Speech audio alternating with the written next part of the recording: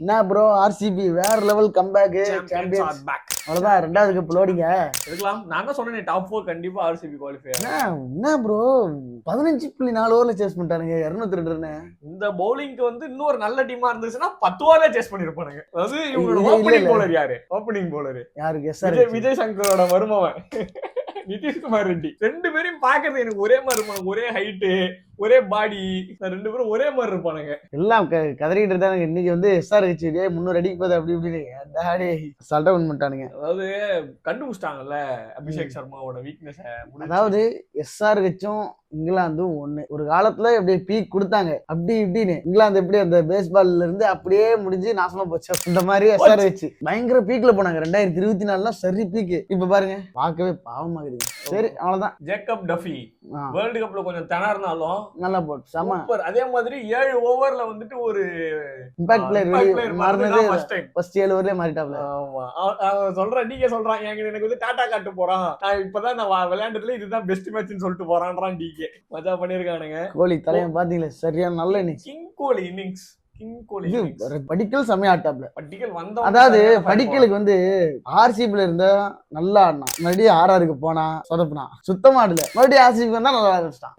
அது என்னன்னு தெரியல அவனுக்கு. ஆர்சிபி தான். அப்ப வெங்கடேஷ் ஐயர் மறுபடியும் கேட்காரு அனுப்புறியா? அது ஒண்ணும் வெங்கடேஷ் ஐயர் பாவம் உட்கார வச்சிருக்கானுங்க. நான் சொல்றதுனே தெரியல. அவ்வளவுதாங்க முடிச்சு விட்டீங்க போங்க. நிறைய ஓட்ட SRH டீம்ல. இஷான் கிஷன் நல்ல பிளேயர், நல்லா ஆடினா வேற லெவல் பேட்டிங். பட் ஆனா கேப்டன்சி சொதப்புறாங்க. பவுலிங்க வந்து ரொட்டேட் பண்ண தெரியல bowlers. Miss you bad comments. நான்தாலும் ஆசி பிளட் தான். லைட்டா அசல் இருந்தது ப்ரோ. அது வந்து நவுறுது. க்ளீனா தெரிஞ்சது நமக்கு பாக்கும்போது. இது நாளைக்கு கான்ட்ரோவர்சி ஆகும் பாருங்க. SRH வந்து பெட்டிஷன் எழுதி போட்டாங்கன்னா தேர்ட் அம்பையர் வந்துட்டு வழக்கமா என்ன மும்பைக்கு தான் இந்த பட்டம் இருக்கும். இந்த பட்டம் இப்ப ஆர்சிபி வாங்கிட்டாங்களா அம்பையர் சார்? அவ்வளவு காசுலாம் இல்லையே குமார். மோஸ்ட் RRம் RCB கிட்டத்தட்ட ஒரே வேல்யூவேஷன் தான் போயிருக்குது. அதாவது லாஸ்ட் இயர் சாம்பியன்ஸ் ஆர்சிபியும் ஒரு 17 வருஷத்துக்கு முன்னாடி ஜெயிச்ச ஒரு டீமும் கிட்டத்தட்ட ஒரே வேல்யூ தான் போயிருக்குதுன்னா அது எனக்கு ஒன்றும் சொல்றது இல்லை. சரி இப்படியே ஆர்சிபி கம்பேக். நாளைக்கு மும்பை கொல்கத்தா யார் ஜெயிப்பாங்கன்னு நினைக்கிறீங்க? அது கஷ்டம். 50-50 தாங்க. ரெண்டு டீமே நல்லா இருக்கு. மும்பை தான் 100%. நான் வந்து 100% சொல்ல. பட் மும்பை நல்ல டீம். ஆனா நாளைக்கு மேட்ச்ல ஜெயிக்க மாட்டான். சரித்திரத்திலே அவன் 2013க்கு அப்புறம் Mumbai Indians first match win பண்ணதா சரித்திரமே இல்லை. 2013 கடைசியா ஜெயிச்சது 2013. அதுக்கப்புறம் அத்தனையுமே Mumbai Indians loss. First match loss. அப்படியேதான் நடக்கணும்னு 17 வருஷமா இது 17 அவங்களுக்கே கஜினி முகமதை விடவே ஆர்சிபி பாப்போம். தெரியல. நான் ஸ்ட்ராங்னு பார்த்தா மும்பை தான் ஸ்ட்ராங். பாப்போம். ரெண்டாவது கப் லோடிங் ஆர்சிபிக்கு. அப்ப சிஎஸ்கேக்கு அதாவது ப்ரோ தலைவர் வந்துட்டு 2 வாரத்துக்கு விளையாட மாட்டேன்ட்டாங்க. இது எனக்கு எப்படி தோணுதுன்னா முன்னாடி வந்துட்டு ருத்ராஜ் கைக்வாடுக்கு வந்து இன்ஜுரி ஆனா டீம்ல இருப்பாரு. இன்ஜுரி ஆனா டீம் கைக்வாடுக்கு வேணா காலை வச்சு இன்ஜுரி ஆக வச்சிருப்பாங்க. தலைவனுக்கு அந்த மாதிரி பண்ணிருப்பாங்களா என்ன?